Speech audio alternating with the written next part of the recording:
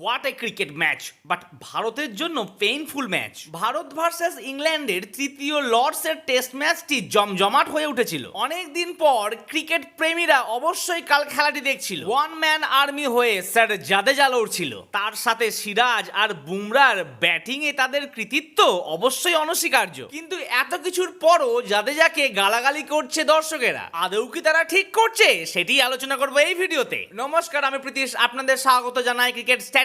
যে আশঙ্কা করছিলেন ভারতীয় ক্রিকেট সমর্থকরা, অবশেষে সেটিই সত্যি হলো। লর্ডসের টেস্ট ম্যাচে লড়াই করেও শেষ পর্যন্ত পরাজয় স্বীকার করতে হলো ভারতীয় ক্রিকেট দলকে। এই হারের পর টিম ইন্ডিয়ার ফ্যানেরা একদম হতাশ হয়ে পড়েছে, কারণ এই ম্যাচের প্রথম 3 দিনে শুভমান অ্যান্ড কোম্পানি চালকের আসনেই বসেছিল। সবকিছু একবারে পরিকল্পনা মাফিক চলছিল। চতুর্থ দিন শেষে ভারত যখন 58 রানের মধ্যে 4 উইকেট হারিয়ে ফেলে, তখনও কেউ ভাবতে পারেনি যে এই ম্যাচটি টিম ইন্ডিয়ার হাতের বাইরে চলে যাবে।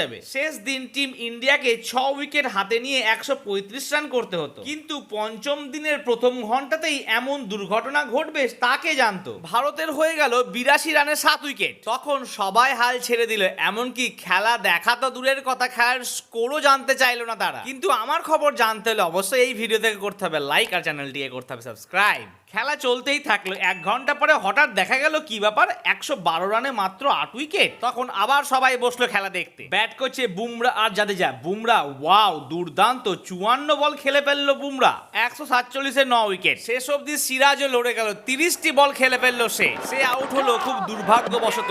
আর এরই ফলে 22 রানে হেরে গেল Bharat. Well fight India. Jadeja করলো 181 বলে 61 রান। অনেকেই বলছে এতটি বল তুমি কেন খেললে, তাড়াতাড়ি মেরে ম্যাচে তো জিতে যেতেই পারতে। আবার এরাই জাদেজা যদি তাড়াতাড়ি মেরে আউট হয়ে যেত, তখন বলতো টেস্ট ক্রিকেট মানে কি কিছু বোঝো, সারাদিন পড়ে আছে হাতে, তো আমার তাড়াতাড়ি মারার কি দরকার। মোট কথা, আপনি যাই করুন না কেন ক্রিটিসিজম হবেই। তবে হ্যাঁ, আমার মতে জাদেজা যেটি করেছে একদম সঠিক কাজ করেছে। তো বন্ধুরা, এবার আমাকে ঝটপট আপনাদের মতামত জানিয়ে দিন।